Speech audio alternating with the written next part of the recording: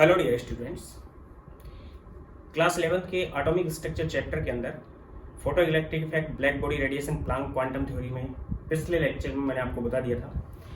आज हम बात करेंगे उन्हीं ब्लैक बॉडी रेडिएशन और प्लैंक जो इक्वेशन थी वो, और फोटो इलेक्ट्रिक इफेक्ट उसकी जो आइंस्टीन इक्वेशन थी उसके कुछ न्यूमेरिकल्स, और उनमें और क्या क्या फंडामेंटल चीज़ें आईआईटी और नीट के अंदर पूछी जाती हैं, केयूपीआई में भी पूछी जाती हैं, उन चीज़ का हम डिस्कस करेंगे। इसके साथ साथ आज के लेक्चर में मैं बताऊंगा कि एटॉमिक स्पेक्ट्रम क्या होता है, एमिशन और एब्जॉर्प्शन स्पेक्ट्रम क्या है, उनका डिस्कस भी आज के लेक्चर में हम करेंगे। तो मैं बात कर रहा हूँ, मैंने आपको ब्लैक एज इट इज आप नोट करना है यहाँ से, इन case of black body radiation, black body radiation में मैंने आपको अभी तक बताया है कि ब्लैक बॉडी है वो लाइट को एमिट करती है, हीट को एमिट करती है, तो पैकेट्स की फॉर्म में करती है और उसका कलर चेंज हो जाता है लास्ट में। जैसे आयरन बॉल मैंने लेके चला था कि आयरन का एक ब्लैक बॉडी है, उसको हम ब्लूइश व्हाइट तक ले जाएंगे। हायर टेम्परेचर की कंडीशन है, जैसे जैसे हम टेम्परेचर उसका कम करते लाएंगे वो एक पैकेट के अकॉर्डिंग दूसरे पैकेट के अकॉर्डिंग अपने कलर को चेंज कर लेगी।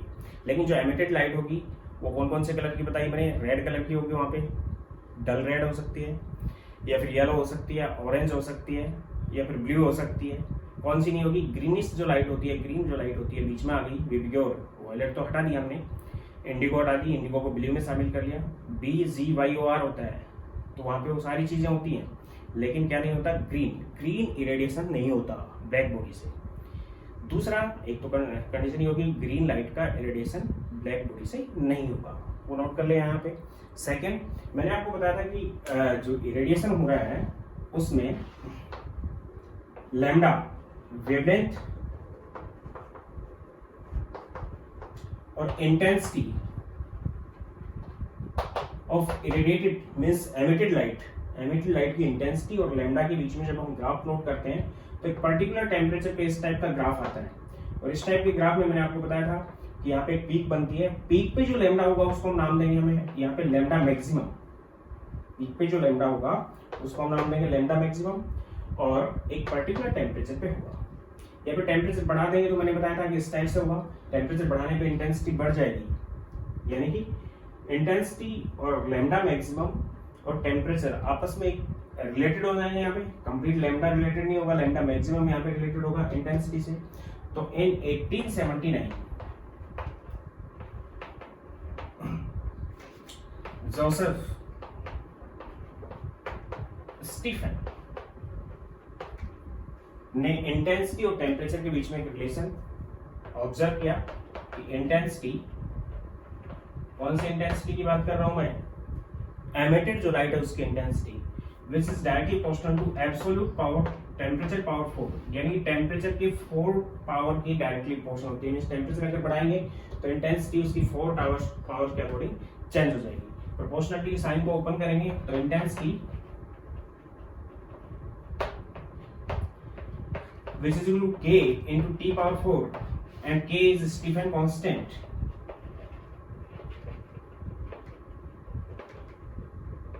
ये स्टीफन कांस्टेंट है जिसकी वैल्यू बाद में बताई वीन ने।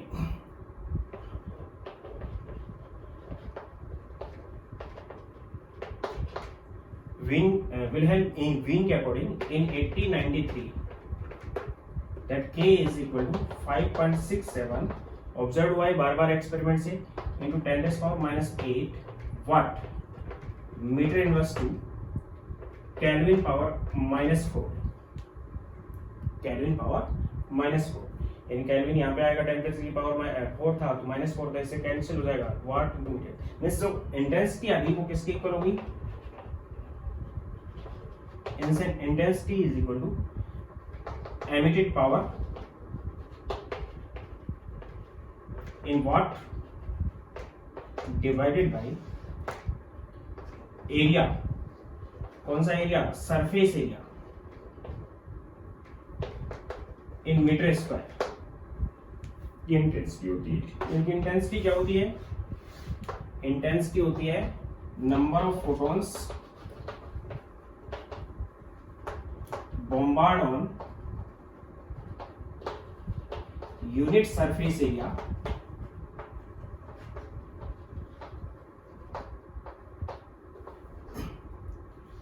इन 1 सेकेंड, 1 सेकेंड में यूनिट सरफेस एरिया पे कितने फोटोन बॉम्बार्ड हो रहे हैं, विच इज इंटेंसिटी, और 1 सेकेंड में यूनिट सरफेस एरिया पे कितनी वेव्स बॉम्बार्ड हो रही है, विच इज वेव नंबर। ये चीज मैं आपको बता चुका हूँ। तो विल्हेल्म वीन ने इस कांस्टेंट की वैल्यू दी और उसके साथ साथ ये बताया कि जो लैम्डा मैक्सिमम है वो टेम्परेचर से रिलेटेड होता है। तो अकॉर्डिंग टू वीन के अकॉर्डिंग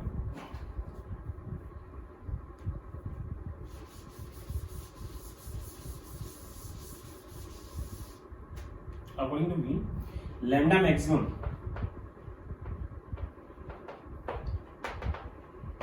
वीन इक्वेशन है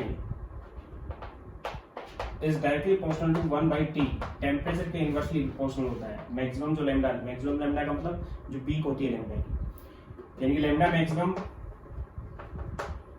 which is equal to a constant divide by T, and lambda maximum which is equal to 1/5 into C2 divided by T, where 1/5 into C2 which is equal to constant and depends upon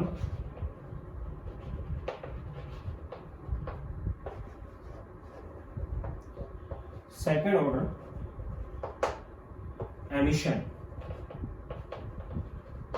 तो इसके numerical option ही पूछे जाएंगे, यानी finally equation आ जाएगी कि temperature into lambda maximum which is equal to 1/5 into C2। ये वीन्स की इक्वेशन थी।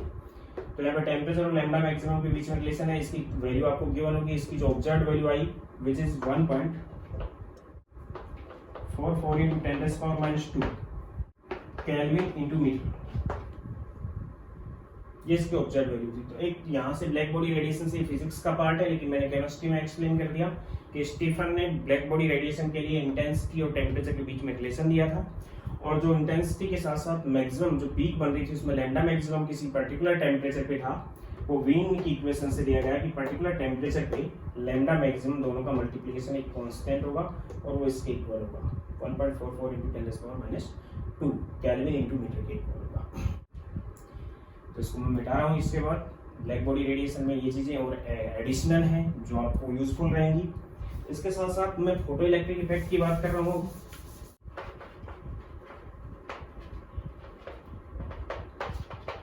फोटो इलेक्ट्रिक इफेक्ट में 2 चीजें और पूछी जाती हैं, एक तो स्टॉपिंग पोटेंशियल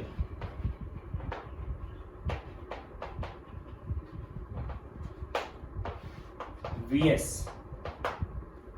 इसकी इक्वेशन मैंने आपको बता रखी है। इक्वेशन क्या थी इसकी कि काइनेटिक एनर्जी जो होती है which is equal to hc into 1/λ minus 1/λ0, ये इसकी इक्वेशन थी।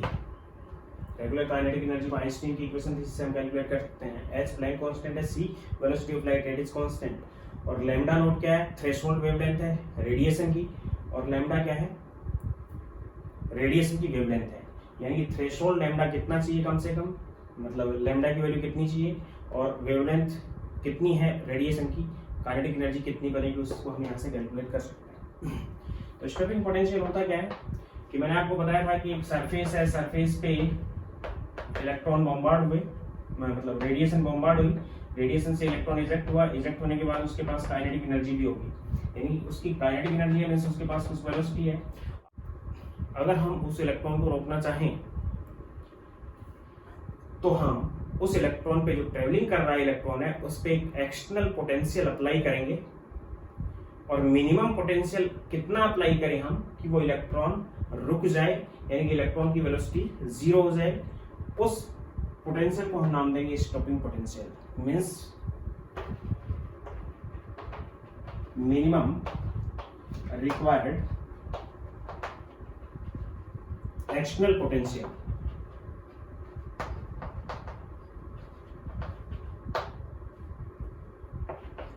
फॉर फोटो इलेक्ट्रॉन, जरूरी नहीं हम फोटो इलेक्ट्रॉन के अलावा भी ले सकते हैं, लेकिन यहाँ फोटो इलेक्ट्रॉन की बात कर रहा हूं मैं। For photo electron to velocity of photo electron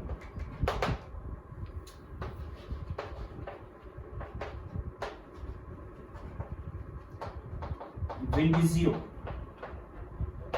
यानी कि वेलोसिटी उसकी हमें 0 करनी है। उसके लिए कितना एक्सटर्नल पोटेंशियल हम अप्लाई करें, यानी कि वेलोसिटी उसकी काइनेटिक एनर्जी की वजह से और काइनेटिक एनर्जी जो फोटो इलेक्ट्रॉन की है उसकी वजह से उसकी वेलोसिटी है, उस वेलोसिटी को हमें रोकना है। तो काइनेटिक एनर्जी के अकॉर्डिंग ही अगर हम कोई एनर्जी उस पर अप्लाई करें, ये वोल्टेज की बात कर रहा हूँ मैं अब बात कर रहा हूँ एनर्जी की, उतनी एनर्जी अगर हम उस पर अप्लाई करें तो रुक जाएगा, एक्शनल ऑपोजिट।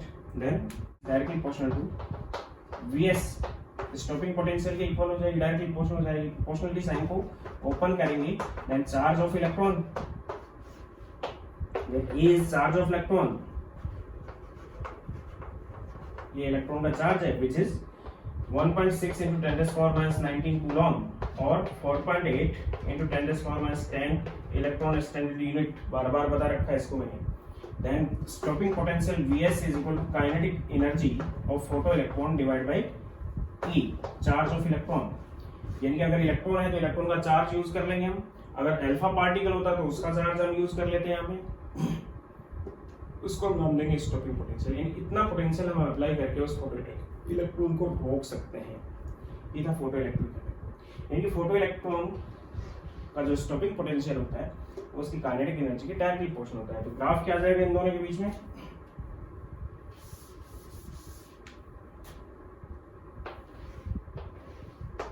कि काइनेटिक एनर्जी अगर बढ़ेगी तो स्टॉपिंग पोटेंशियल भी बढ़ेगा। काइनेटिक एनर्जी अगर बढ़ेगी तो स्टॉपिंग पोटेंशियल में हमें क्या करना पड़ेगा, बढ़ाना पड़ेगा ताकि हम उसको रोक सकें। और ये डायरेक्टली प्रोपोर्शनल हो गई तो फ्रीक्वेंसी और स्टॉपिंग पोटेंशियल के बीच में भी हम ग्राफ प्लॉट कर सकते हैं। न्यू नॉट फ्रीक्वेंसी पे, ये न्यू नॉट फ्रीक्वेंसी पे क्या होगा, बाहर निकलेगा, वो इजेक्शन होगा उसका। उसके बाद हम फ्रीक्वेंसी को अगर बढ़ा देते हैं तो स्टॉपिंग पोटेंशियल भी बढ़ता जाएगा, क्योंकि काइनेटिक एनर्जी उसके साथ साथ बढ़ती जाती है, क्योंकि काइनेटिक एनर्जी स्टॉपिंग पोटेंशियल की डायरेक्टली प्रोपोर्शनल होती है। तो इस टाइप के ग्राफ्स आ जाएंगे इसमें। इसके बाद मैं बात कर रहा हूँ जो न्यूमेरिकल्स में फोटोइलेक्ट्रिक इफेक्ट में ही यूज होता है, calculation of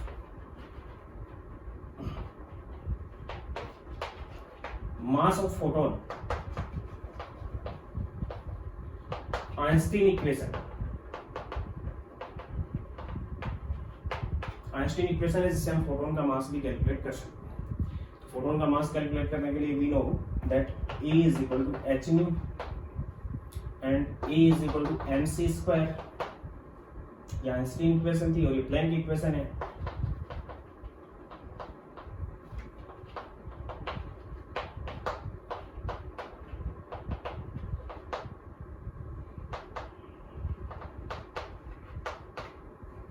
left hand side photon की एनर्जी उतनी ही होगी, दोनों को हम इक्विसेट कर सकते हैं। Then mc square which is equal to h nu and m is equal to h nu divide by c square. इससे मास निकाल सकते हैं, या फिर nu which is equal to c by lambda होता है।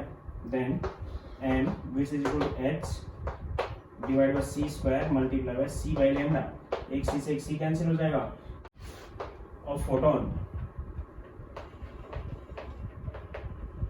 which is equal to h divided by c lambda, where lambda is lambda is wave length of photon, h Planck constant, c is velocity of light। Mass calculate कर सकते हैं इससे photon का according to Einstein equation. ये आगे भी आएगी, de Broglie wavelength में भी आएगी, जो कि मॉडर्न कंसेप्ट है, लेकिन आइंस्टीन ने इस इक्वेशन के अकॉर्डिंग उसके मास को एक्सप्रेस किया था। इसके बाद इसी में बात कर रहा हूँ जो कैलकुलेशन में बहुत ज्यादा यूजफुल है, एनर्जी ऑफ फोटोन।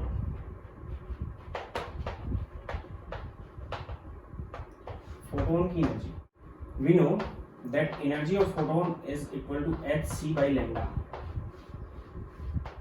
और h और c कांस्टेंट है। h is equal to 6.62 into 10⁻−34 joule second, ये तो है SI में, और in CGS it is 6.62 into 10⁻27 erg second,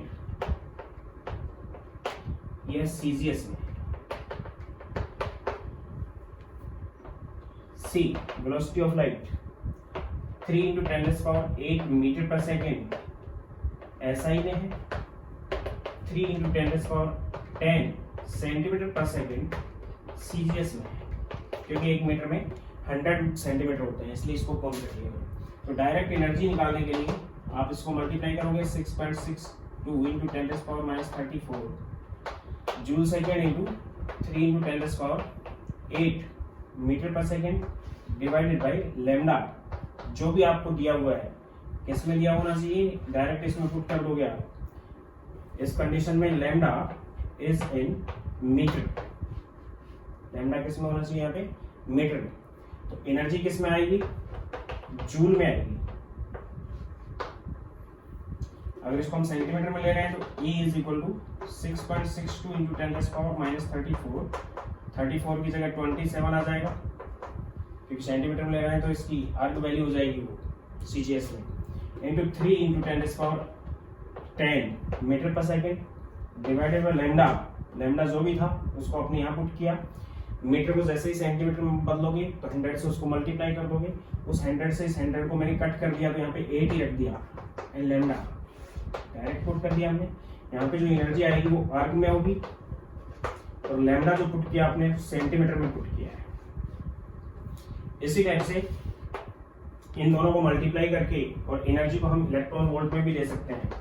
A is equal to values आ जाएगी 12375 डिवाइड बाई लैम्डा, इससे भी हम निकाल सकते हैं। यहाँ पे एनर्जी आएगी वो इलेक्ट्रॉन वोल्ट में होगी, और लैम्डा जो होगा वो एंगस्ट्रॉम में डायरेक्ट पुट करेंगे मैग्नेटिक, क्योंकि 1 एंगस्ट्रॉम किसके इक्वल होता है, 10⁻10 मीटर के इक्वल होता है। तो डायरेक्ट पुट कर दिया हमने। या फिर नैनोमीटर में अगर गिवन है तो V is equal to 12375 divide by lambda, क्योंकि एक नैनोमीटर 1 एंगस्ट्रॉम से 10 गुना होता है। 1 नैनोमीटर 1 एंगस्ट्रॉम से कितने गुना होता है, 10 गुना। तो पॉइंट को मैंने यहाँ पे लगा दिया। यहाँ पे एनर्जी जो आएगी वो इलेक्ट्रॉन वोल्ट में होगी, और लैम्डा नैनोमीटर में होगा। 1 nanometre which is equal to 10⁻9 metre, ये इससे 10 गुना है। नैनोमीटर एंगस्ट्रॉम से 10 टाइम्स है, तो पुट कर दिया। तो इन न्यूमेरिकल्स को हम डायरेक्ट यूज कर सकते हैं, स्टॉपिंग पोटेंशियल निकाल सकते हैं।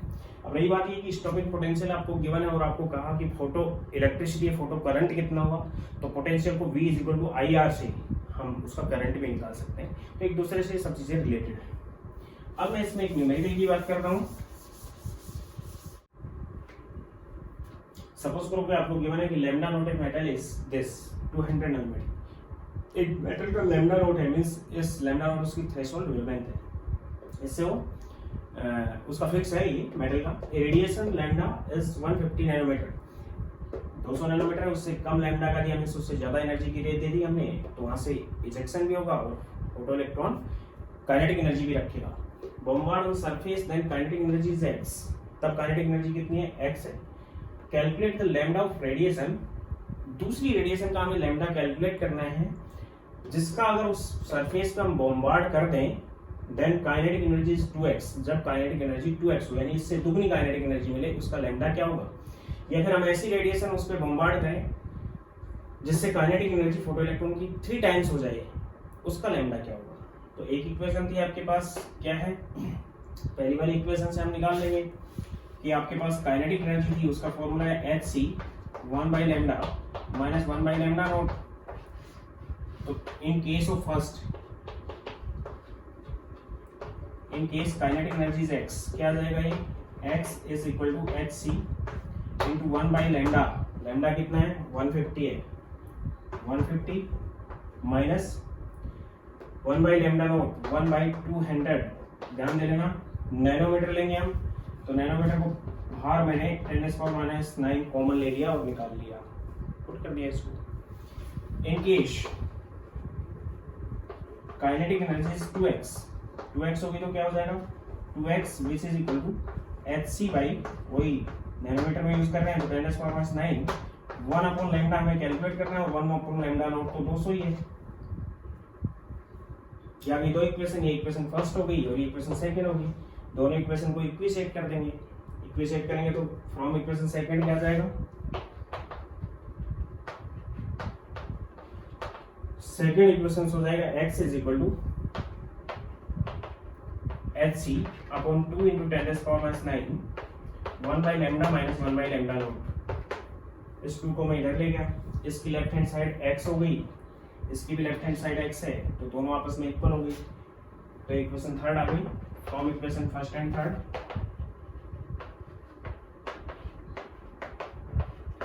LHS which is equal to RHS, left hand side right hand side के इक्वल हो गई। लेफ्ट हैंड साइड में क्या है, इक्वल है ये दोनों, तो राइट हैंड साइड भी क्या हो गई, इक्वल हो गई। डायरेक्ट मैंने काट दिया HC × 10⁻⁹ को HC × 10⁻⁹ से कैंसिल कर दिया, तो आपस में इक्वेशन आ गई 1/150 - 1/200 which is equal to 1/2, ये 1/2 बचा, 1/λ - 1/λ नोट, यहाँ पे 200 था, 200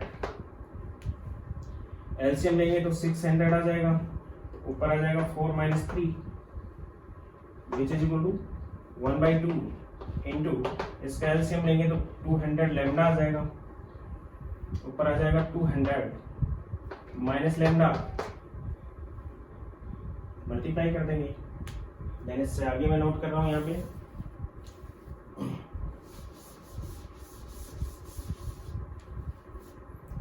क्या गया 1/600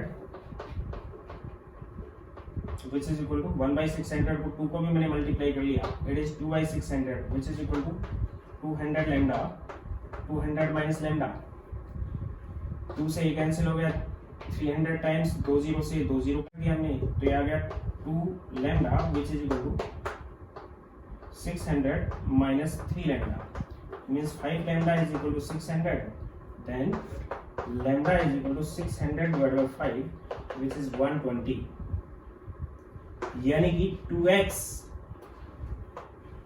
अगर काइनेटिक एनर्जी चाहिए तो हमें लैम्डा कितना लेना पड़ेगा इसके लिए 120 नैनोमीटर, नैनोमीटर इसके अंदर इंक्लूड है, और 3x के लिए भी इसी टाइप से हम कैलकुलेट कर लेंगे। 3x के लिए कैलकुलेट करेंगे तो डायरेक्ट इक्वेशन कर रहा हूं मैं इसको 3x वाली इक्वेशन से,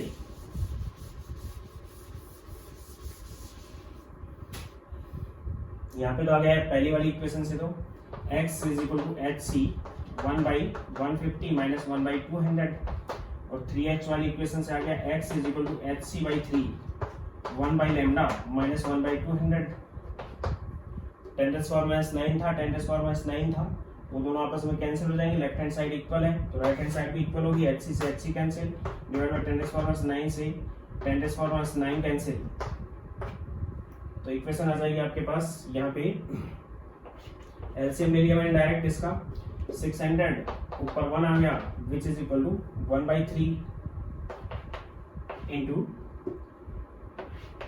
200 लैम्डा, ऊपर आ गया 200 माइनस लैम्डा, इससे काट दिया मैंने, 200 से कैंसिल हो गया, 200 से 200 भी कैंसिल हो गया, then it is equal to lambda is equal to 200 minus lambda means 2 lambda is equal to 200, then lambda is equal to 100 nanometre, यानी कि अगर हम 100 नैनोमीटर रखें तो 150 नैनोमीटर रेडिएशन से जो काइनेटिक एनर्जी आ रही थी फोटो इलेक्ट्रॉन की, 120 नैनोमीटर अगर रेडिएशन की रख लिया हमने वेवलेंथ, तो काइनेटिक एनर्जी उसकी 2x हो जाएगी, उससे दुगनी हो जाएगी, और अगर 100 नैनोमीटर हमने रख ली तो काइनेटिक एनर्जी उससे 3 गुना हो जाएगी, 3 टाइम्स हो जाएगी। इस टाइप से इसको कैलकुलेट करेंगे। Lambda naught is equal to 400 nanometre for a metal, एक मेटल के लिए लैम्डा नोट है वो 400 नैनोमीटर है, उसी के लिए आपको गिवन है कि लैम्डा एक रेडिएशन का था वो 300 नैनोमीटर यूज किया गया, कितना नैनोमीटर यूज किया गया 300 नैनोमीटर लैम्डा यूज किया गया। Then calculate kinetic energy, velocity of photo electron,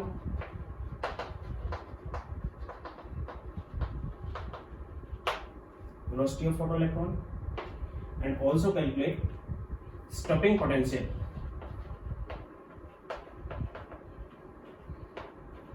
stopping potential भी उसका कैलकुलेट करना है, या फिर एक और चीज और कैलकुलेट करवा ली कि कैलकुलेट वर्क फंक्शन। तो सबसे पहले हम वर्क फंक्शन को कैलकुलेट कर देंगे, work function is equal to h nu naught, और न्यू नॉट किसके इक्वल है HC/λ naught, which is equal to h कितना है 6.62 या 6.6 न्यूमेरिकल में यूज कर रहा हूँ मैं, 10⁻34 जूल सेकेंड में था, इंटू c 3 × 10⁸ मीटर पर सेकेंड है, divide by lambda naught 400 nanometre है, मीन्स 400 × 10⁻9 मीटर है। तो ये मीटर था, तो आंसर इसका जूल में आ जाएगा, क्योंकि मीटर में पुट किया हमने, तो आंसर किस में आ जाएगा, जूल में आ जाएगा। उसको हम कैंसिल कर देंगे, यहाँ से यहाँ कैंसिल हो गया, 17 हो गया, ये कैंसिल हो गया, 10⁻17 हो गया, 2 जीरो यहाँ पे और बची हुई थी, 2 जीरो 10⁻+2 में थी, ऊपर -2 में चली जाएगी, तो ये 19 हो गया, और इन 2 जीरो को भी मैंने कैंसिल कर दिया है। ये 2 से कैंसिल हो गया, 2 and 3.3, then which is equal to 9.9 divided by 2 into 10⁻19, which is equal to 4.95 into 10⁻19 joule. अगर इसको इलेक्ट्रॉन वोल्ट में कन्वर्ट करना है तो which is also equal to 4.95 into 10⁻19 divide by 1.6 into 10⁻19 electron volt में जाएगा। तो 1.6 से इसको डिवाइड कर देंगे, इसलिए कैंसिल हो गया, that is approximately equal to 3.1 electron volt, लगभग ये इतना जाएगा 3.1 इलेक्ट्रॉन वोल्ट। ये तो गया इसका वर्क फंक्शन। इसके बाद वर्क फंक्शन ये है, तो काइनेटिक एनर्जी इसकी क्या होगी वो भी कैलकुलेट कर लेंगे हम।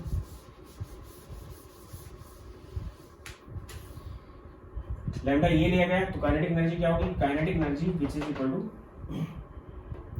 h into c into 1 by lambda minus 1 by lambda naught, which is equal to 6.6 into 10⁻34 joule में ही आएगी ये भी, into 1 by lambda आपको दिया हुआ है 300 और 1 by 400 ये गिवन है, h into c हो गया, और ये था नैनोमीटर में, तो 10⁻9 मैंने ऊपर ले लिया यहाँ पे, और मल्टीप्लाई बाय c है यहाँ पुट कर दिया 3 into 10⁸ मीटर पर सेकेंड, तो आंसर जूल में आ जाएगा।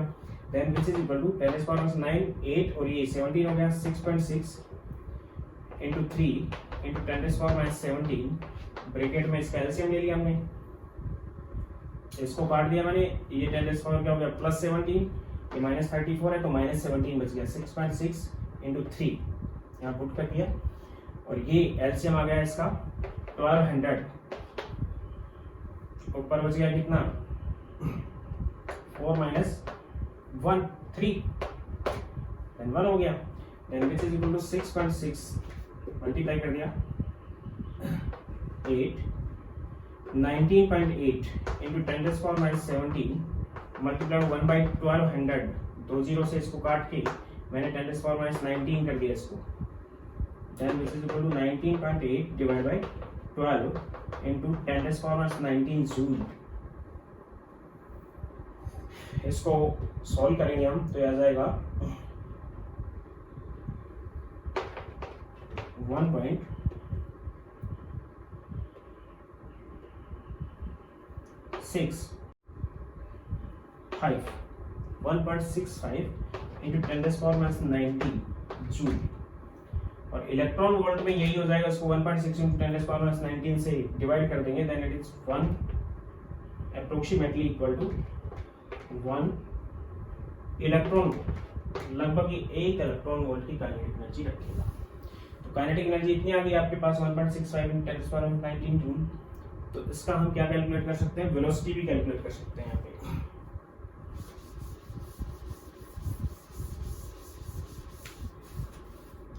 काइनेटिक एनर्जी आ गई 1.65 into 10⁻19 जूल, ये काइनेटिक एनर्जी है। काइनेटिक एनर्जी किसके इक्वल होती है, kinetic energy is equal to half mv²। M यहाँ पे पार्टिकल जो ले रहे हैं वो इलेक्ट्रॉन यूज कर रहे हैं, या फिर किसी और की भी काइनेटिक एनर्जी पार्टिकल के देंगे तो उसका मास हम यहाँ पे यूज कर लें, हमें निकालना है वेलोसिटी ऑफ फोटो इलेक्ट्रॉन निकालनी है। तो वेलोसिटी किसके इक्वल हो जाती है, वेलोसिटी इज इक्वल टू आप पावर में चल जाएगा, या वेलोसिटी स्क्वायर किसके इक्वल हो गया 2 into kinetic energy divide by m, then velocity which is equal to root of 2 into kinetic energy divide by m, which is equal to root of 2 into 1.65 into 10⁻19, ये kinetic energy joule में है, divided by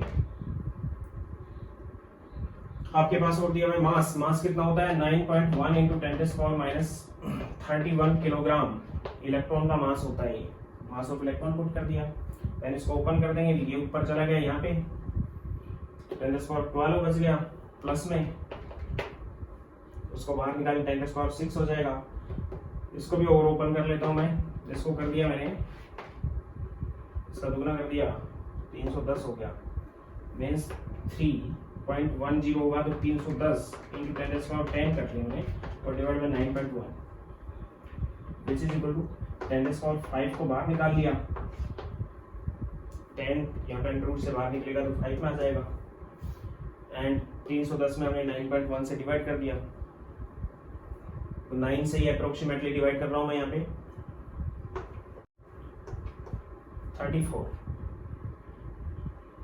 approximately 34 आ गया। तो इसका under root लेके बाहर निकालेंगे तो अंडर रूट 36 का 6 होता है, तो इसका आ जाएगा लगभग 5.9 या 5.8 इंटू 10⁻5 मीटर पर सेकेंड, इसकी वेलोसिटी हो जाएगी।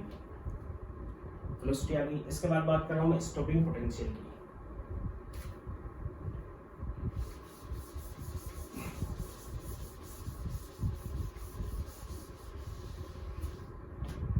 काइनेटिक एनर्जी है 1.65 इंटू 10⁻19 जूल। स्टॉपिंग पोटेंशियल अभी बताया मैंने होता है kinetic energy divide by charge of electron, यहाँ पे इलेक्ट्रॉन था तो इलेक्ट्रॉन का चार्ज 1.65 इंटू 10⁻19 ये जूल में है, divide by charge of 1 electron SI में 1.6 इंटू 10⁻19 होता है, ये कूलॉम में होता है, जूल पर कूलॉम वोल्ट होता है, तो वोल्ट में आ जाएगा ये, इससे कैंसिल हो गया, then which is equal to 1 point something आ जाएगा, तो इस बार तो चला गया 1.03 जूल पर कूलॉम, और जूल पर कूलॉम इज वोल्ट, जूल पर कूलॉम किसके इक्वल होता है वोल्ट। ये इसका स्टॉपिंग पोटेंशियल है। तो इलेक्ट्रॉन के केस में स्टॉपिंग पोटेंशियल इलेक्ट्रॉन का, या फिर और कोई केस ले रहे हो, बैठा रहा हूं इसको,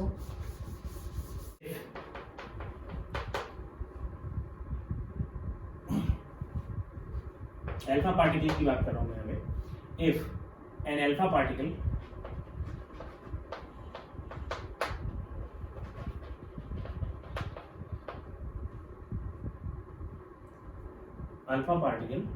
move with 3 into 10⁻4 meter per second, then calculate kinetic energy and stopping potential.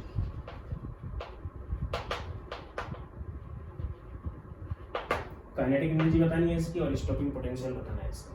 तो काइनेटिक एनर्जी बताने के लिए हम क्या करें, काइनेटिक एनर्जी जिसके इक्वल होती है मूविंग दिया हुआ है हाफ mg स्क्वायर के इक्वल होती है, which is equal to half into mass, यहाँ पे लिख रहा हूं मैं mass of 1 alpha particle which is equal to 4 atomic mass unit, क्योंकि ये किसके इक्वल होता है हीलियम की न्यूक्लियस के इक्वल होता है, which is equal to 4 into 1.66 into 10⁻⁻27 kilogram. 1 atomic mass unit किसके इक्वल होती है 10⁻⁻27 के 1.66 इंटू दिस, तो ये मास आ जाएगा यहाँ पे 4 into 1.66 into 10⁻⁻27 kilogram, multiply by velocity दी हुई है 3 इंटू 10⁻4 इंटू 3 इंटू 10⁻4 मीटर पर सेकेंड, क्योंकि इसका स्क्वायर था तो मैंने 2 बार लिख दिया इसको, ये इससे 2 टाइम्स कैंसिल हो जाएगा, 4 और 4 कितना हो गया 8, ये इससे कैंसिल हो जाएगा 10⁻⁻ कितना आ गया प्लस का 8 है तो 10⁻⁻19 हो गया। काइनेटिक एनर्जी निकाल रहे हैं 3 इंटू 3 9 और 9 into 2 18 and 18 into 1.66 into 10⁻20 joule में आंसर आ जाएगा। इसको और ओपन कर लेंगे, जूल में आंसर आ गया। अब इसकी काइनेटिक एनर्जी की जगह हमें क्या निकालना है, इसका स्टॉपिंग पोटेंशियल भी निकालना है, तो stopping potential which is equal to kinetic energy divide by charge, charge double है इसके ऊपर, तो which is equal to kinetic energy आपके पास आ गई 18 इंटू 1.66, ओपन कर लेंगे इसको, सोल्व कर लेंगे इसको, करके पुट कर देंगे इसको solve, divide by charge, double positive charge होता है, charge on alpha which is +2, double positive charge होता है, तो दो चार्ज हो गया 1.6 इंटू 10⁻19। एक चार्ज का मतलब 1.6 इंटू 10⁻19 कूलम होता है, दो चार्ज है तो मल्टीप्लाई बाय 2 हो जाएगा, इससे ये कैंसिल हो गया। 1.6 से अप्रोक्सीमेटली मैंने ये कैलकुलेट कर कैंसिल कर दिया 1.03 एंड 2 से काट दिया मैंने 9, then it is equal to 9.27 volt. इतना वोल्ट उसको रोकने के लिए हमें पुट करना पड़ेगा उसके बाहर एक्सटर्नली, ताकि वो रुक जाएगी। तो स्टॉपिंग पोटेंशियल किसी चार्जिंग पार्टिकल के मूवमेंट को रोकने के लिए जितना वोल्टेज अप्लाई किया जाता है, एक्सटर्नल पोटेंशियल जितना अप्लाई किया जाता है, व्हिच इज स्टॉपिंग पोटेंशियल। इस टाइप से हम इनकी कैलकुलेशन करेंगे।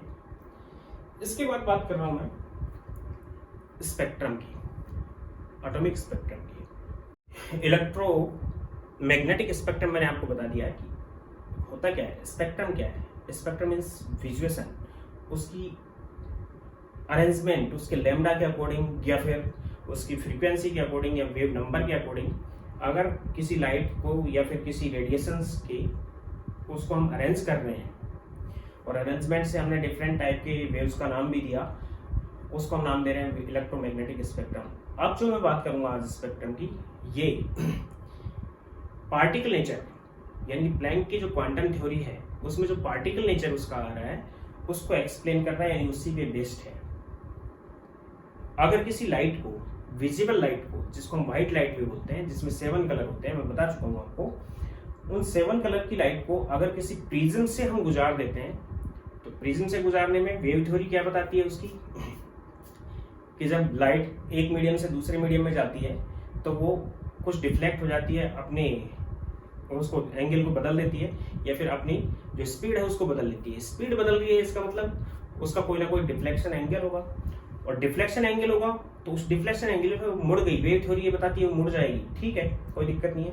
लेकिन मुड़ने के बाद भी अगर वो आइसोलेट हो जाती है, वेव थ्योरी के अकॉर्डिंग तो कंटिन्यूअसली मुड़ जानी चाहिए, लेकिन प्लैंक की जो क्वांटम थ्योरी है उसके अकॉर्डिंग वो आइसोलेट हो जाती है। वो डिफरेंट टाइप के कलर में, या जो कलर लाइट होती है, विजिबल लाइट होती है, वो डिफरेंट टाइप के कलर उनके लैम्डा के अकॉर्डिंग या फिर उनकी फ्रीक्वेंसी के अकॉर्डिंग बदल जाती है, जिससे हम उसके सामने अगर कोई फोटोग्राफिक प्लेट रख दें तो फोटोग्राफिक प्लेट पे वो डिफरेंट टाइप की लाइंस की फॉर्म में डेवलप होती है, जिसको हम नाम देते हैं स्पेक्ट्रम। उस फोटोग्राफिक प्लेट के उस विजुअलाइजेशन को हम नाम देंगे स्पेक्ट्रम। कहने का मतलब है कि पार्टिकल थ्योरी पे डिपेंड कर रहे हैं। वेव थ्योरी ये बताती है कि एक मीडियम से दूसरे मीडियम में वेलोसिटी चेंज हो जाएगी। पार्टिकल थ्योरी ये बता रही है कि एक मीडियम से दूसरे मीडियम में वेलोसिटी तो चेंज हो रही है, उसके साथ साथ जिस पार्टिकल की या जिस फोटोन की फ्रीक्वेंसी ज्यादा होगी उसका डिफ्लेक्शन एंगल ज्यादा बनेगा, और जिस फोटोन की फ्रीक्वेंसी कम होगी उसका डिफ्लेक्शन एंगल कम बनेगा। यानी कि spectrum it is photographic arrangement of different line according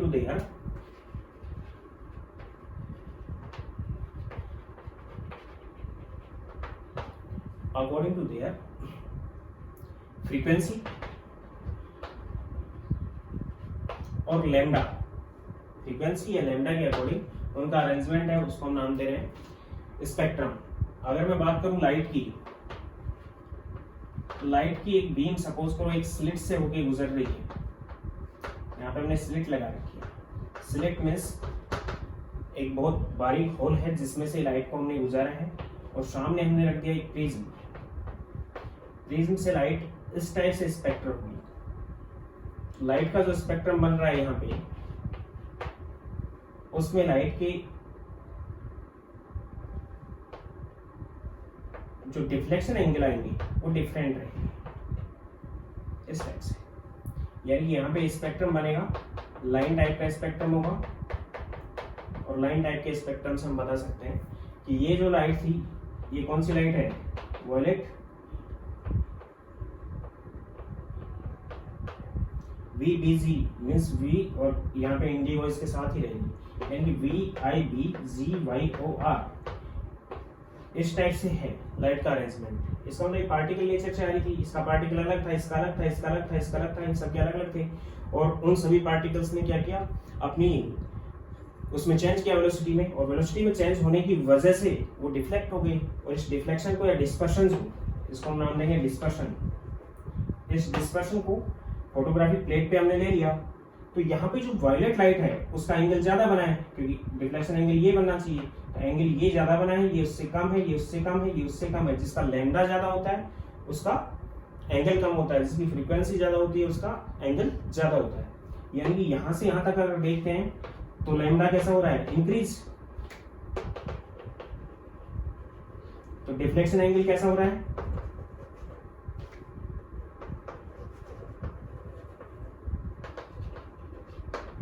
decrease, यानी कि जिसकी फ्रीक्वेंसी ज्यादा होती है उतना ही ज्यादा, means deflection angle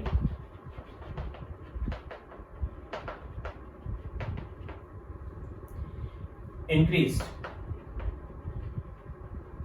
with increasing frequency, frequency ज्यादा इंक्रीज होगी उतना ही डिफ्लेक्शन एंगल ज्यादा हो जाएगा। लेकिन यहाँ पे अगर लाइट के केस में अगर हम देखते हैं तो लाइट के केस में violet, blue, green, yellow, orange और रेड एक दूसरे में मर्ज रहती है। मर्ज रहने का मतलब एक दूसरे में मिली हुई होती है, मीन्स लाइट का जो ये स्पेक्ट्रम बन रहा है it is continuous spectrum. Light के इस स्पेक्ट्रम को नाम देते हैं हम कंटिन्यूअस स्पेक्ट्रम, यानी लाइट जो बनाती है वो कंटिन्यूअस स्पेक्ट्रम बनाती है, एक टाइप की लाइट दूसरी टाइप की लाइट में, या एक टाइप का जो रीजन है वो दूसरे टाइप के रीजन में मर्ज रहता है, मींस मिक्स रहते हैं। लाइक रेनबो, जैसे आपने रेनबो देखा होगा, तो रेनबो टाइप का स्पेक्ट्रम बन रहा है। रेनबो टाइप के स्पेक्ट्रम में क्या होता है, सभी लाइट जो 7 कलर हैं वो एक दूसरे में मर्ज रहते हैं और वो दिखाई भी देते हैं, उस टाइप का स्पेक्ट्रम, इसको बोलते हैं लाइट का स्पेक्ट्रम, और ये कंटिन्यूअस स्पेक्ट्रम है। लेकिन अगर हम एटॉमिक स्पेक्ट्रम या लाइन स्पेक्ट्रम की बात करें, यानी फोटोग्राफिक प्लेट पे ये जो विजुअलाइजेशन है उसी को हम नाम दे रहे हैं स्पेक्ट्रम। अब मैं बात कर रहा हूँ एटॉमिक स्पेक्ट्रम की, स्पेक्ट्रम और लाइन स्पेक्ट्रम।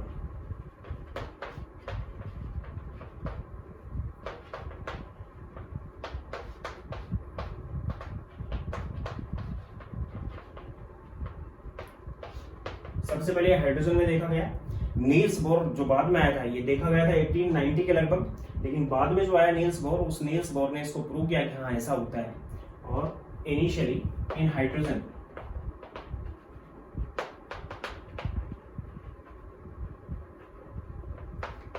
के अंदर इसको डिस्कवरी की थी। एटॉमिक स्पेक्ट्रम 2 टाइप के होते हैं, एब्जॉर्प्शन स्पेक्ट्रम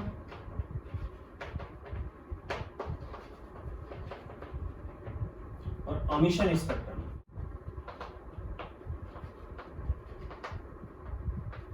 होता क्या है कि सपोज करो ये हाइड्रोजन का एक सैंपल लिया हमने, H2 गैस थी, इसका एक सैंपल लिया और इसको हमने फोटोन दिए, मींस लाइट दी या फिर कोई एनर्जी दी, तो उस एनर्जी से जो H2 मॉलिक्यूल है जिसमें 2 इलेक्ट्रॉन थे, बॉन्ड बना हुआ था, वो इस टाइप से एटॉमिक में टूट जाएगा, मींस ये बॉन्ड टूट जाएगा, इसका इलेक्ट्रॉन इसके पास और इसका इलेक्ट्रॉन इसके पास चला जाएगा। इतनी एनर्जी है कि ये बॉन्ड को डिसोसिएट कर देगी।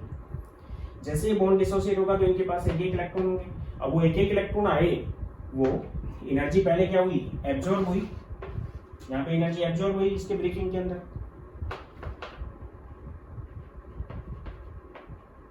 तो यहां से जो स्पेक्ट्रम लिया जाएगा वो तो होगा एब्जॉर्प्शन स्पेक्ट्रम। उसके बाद जो एटम बने, उन एटम में कंडीशन ये थी कि न्यूक्लियस था, ये सेल्स बनी हुई थी, इसी टाइप से इस एटम के अंदर भी ये कंडीशन थी कि न्यूक्लियस था और ये सेल्स बनी हुई थी, और दोनों ही एटम एक्साइटेड स्टेट में होंगे कि इलेक्ट्रॉन फर्स्ट सेल में नहीं होगा, किसी ना किसी सेल में और में होगा, क्योंकि जैसे ही बॉन्ड ब्रेक होगा इलेक्ट्रॉन इसका इसके पास, इसका इसके पास आएगा।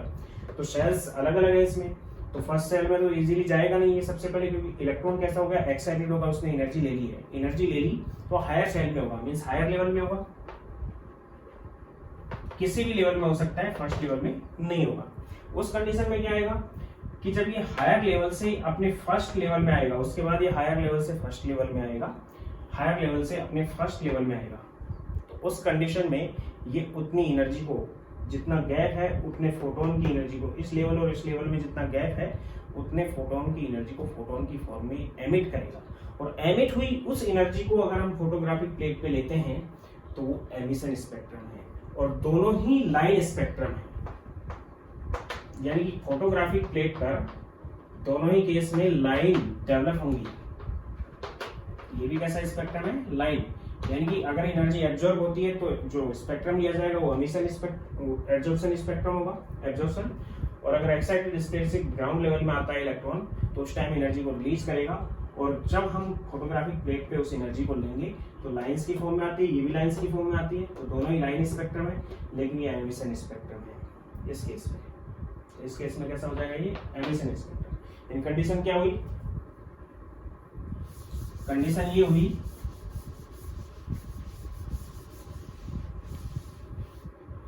इस केस में एब्जॉर्प्शन स्पेक्ट्रम में तो क्या होगा? दो लेवल बने हुए, एक तो हायर लेवल है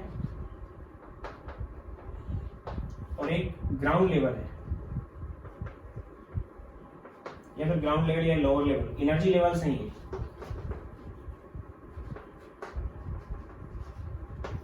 इलेक्ट्रॉन यहां से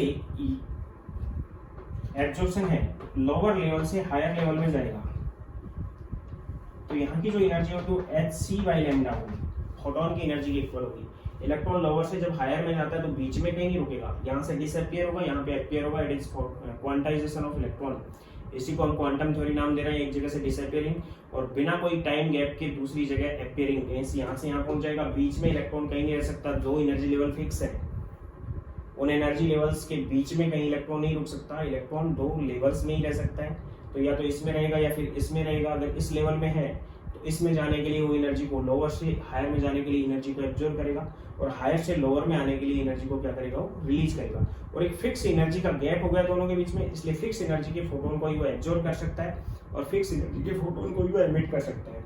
तो यहाँ पे अगर फिक्स एनर्जी का एब्जॉर्प्शन फोटोन को क्या करेगा? एब्जॉर्ब करेगा इस एनर्जी के फोटोन को, और जो एनर्जी का फोटोन एब्जॉर्ब किया गया सामने जब हम फोटोग्राफिक प्लेट रखेंगे तो वहां पे लाइंस बनेंगी जो डार्क लाइन होगी, क्योंकि फोटोन तो एब्जॉर्ब कर लिया गया, उसी एनर्जी लेवल पे डार्क लाइंस बन जाएंगी, जिनको हम देख सकते हैं। डार्क मतलब व्हाइट लाइन या ट्रांसपेरेंट लाइन बनेगी, दोनों में अलग अलग लाइन बनती है, एक दूसरे के दोनों सप्लीमेंट्री हैं। इस कंडीशन में क्या होगा कि इलेक्ट्रॉन, मैंने अभी बताया कि हायर लेवल से लोअर लेवल में आएगा,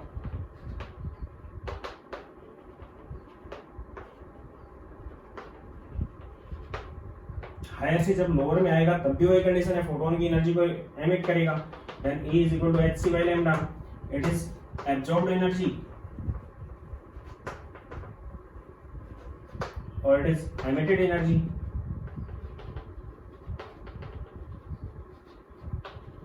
एज फोटोन, फोटोन के तरीके से एमिट होगी, और absorb energy as photon, photon के तरीके से ये एमिट होगी। एब्जॉर्ब भी फोटोन के तरीके से होगी और एमिट भी फोटोन के तरीके। हायर से लोअर में आता है तो एमिशन स्पेक्ट्रम बनता है, और लोअर से हायर में जाता है तो एब्जॉर्प्शन स्पेक्ट्रम बनता है। स्पेक्ट्रम होते क्या है और बनते कैसे हैं, ध्यान देना।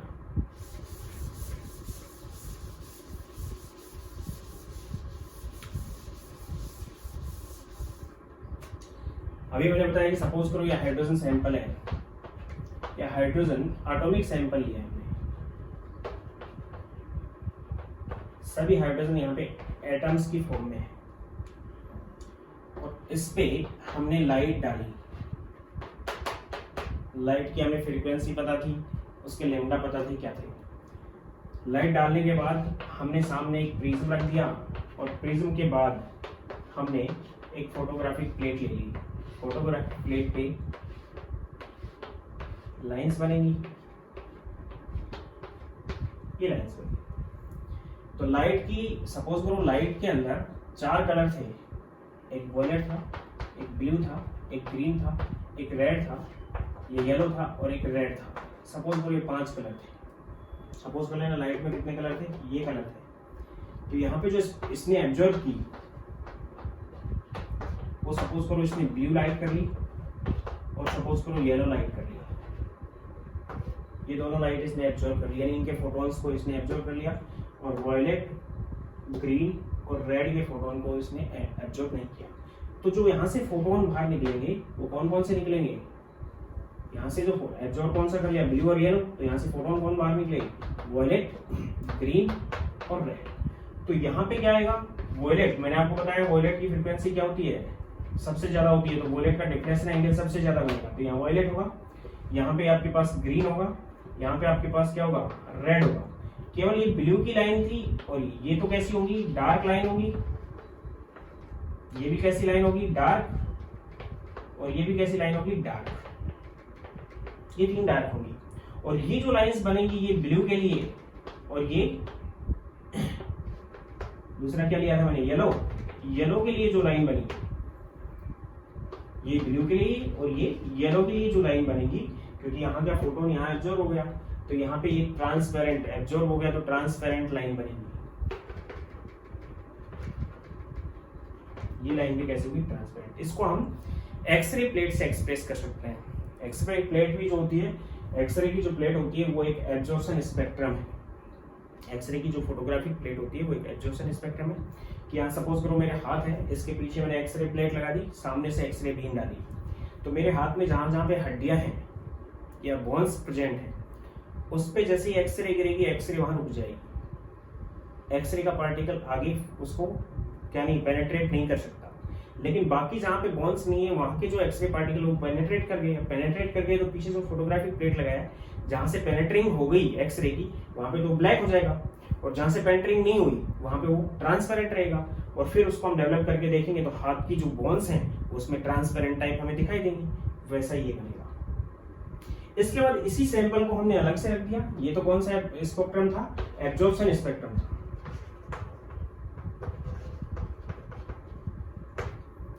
इसी सैंपल को हमने क्या किया, अलग से रख लिया।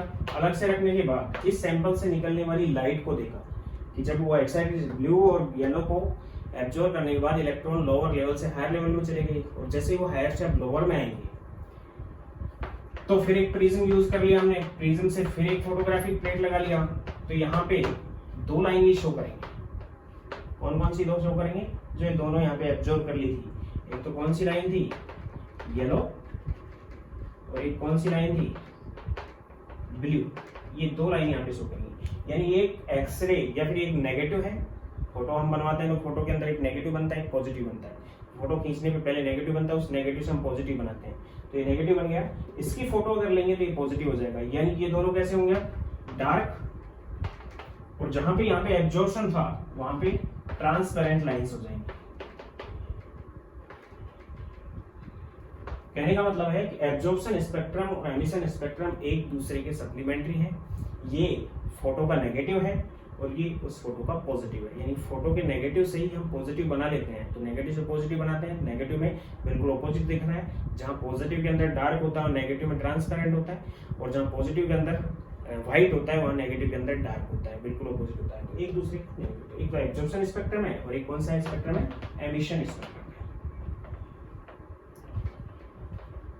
कहने का मतलब ये है कि अगर किसी सैंपल को हम फोटॉन्स देते हैं तो वो सैंपल कुछ फोटॉन्स को एब्जॉर्ब कर लेता है, और उसके बाद अगर हम सामने उसके फोटोग्राफिक प्लेट लगा के देखते हैं तो हमें जो स्पेक्ट्रम मिलेगा वो फोटोग्राफ नेगेटिव टाइप मिलेगा, यानी जहाँ पे एब्जॉर्ब हो गया वहाँ पे ट्रांसपेरेंट लाइंस बनेगी, तो वो एक एब्जॉर्प्शन स्पेक्ट्रम हो गया। और अगर उसी सैंपल को फिर से हम जब वो एक्साइटेड स्टेट में चला गया फोटोन को एब्जॉर्ब करने के बाद, फिर से रखने के बाद, जैसे ही वो एक्साइटेड स्टेट से लोअर स्टेट में आएगा तो उतने ही फोटोन की वो एमिशन करेगा, उन्हीं फोटोन्स की एमिशन करेगा। उनके स्पेक्ट्रम को जब लेंगे तो एमिशन स्पेक्ट्रम होगा, तो एक नेगेटिव हो गया एक पॉजिटिव हो गया। फोटोग्राफी के अंदर नेगेटिव और पॉजिटिव यूज होते हैं। पहले खींच के जो नेगेटिव रील बनाई जाती है उसको फिर उसके पॉजिटिव पार्ट को देखा जाता है। सेम वैसी कंडीशन में दोनों है। ये एक स्पेक्ट्रम था, सबसे पहले डेवलप हुआ हाइड्रोजन के लिए लगभग 1890। अब हाइड्रोजन के लिए जो सैंपल था उसमें बहुत सी लाइंस बनी थी, और लाइंस बनने की वजह से इस स्पेक्ट्रम को क्या नाम दिया हमने, line spectrum. Means atomic spectrum है ये, लाइट के स्पेक्ट्रम नहीं है। और एटॉमिक स्पेक्ट्रम कैसे हो गए, डिसकंटिन्यूअस। ये डिसकंटिन्यूअस होते हैं क्योंकि लाइंस की फॉर्म में हो रहे हैं और एक लाइन दूसरी लाइन में मर्ज नहीं होती, लाइंस के बीच में गैप होगा यहाँ पे। जबकि लाइट के केस में क्या था, लाइट के केस में ये था कि एक लाइट दूसरी लाइट में मर्ज थी, इसलिए वो कंटिन्यूअस था। और एटॉमिक स्पेक्ट्रम या लाइन स्पेक्ट्रम डिसकंटिन्यूअस होते हैं, बीच में कोई मर्जेशन नहीं होता। हाइड्रोजन स्पेक्ट्रम इसके बाद दिया गया, जिसको प्रूव किया बाद में बोर मॉडल में। तो कल से हम स्टार्ट करेंगे बोर मॉडल, और बोर मॉडल में ही हाइड्रोजन स्पेक्ट्रम को एक्सप्लेन भी करेंगे। Thank you. सब्सक्राइब करें, लाइक करें और शेयर करें।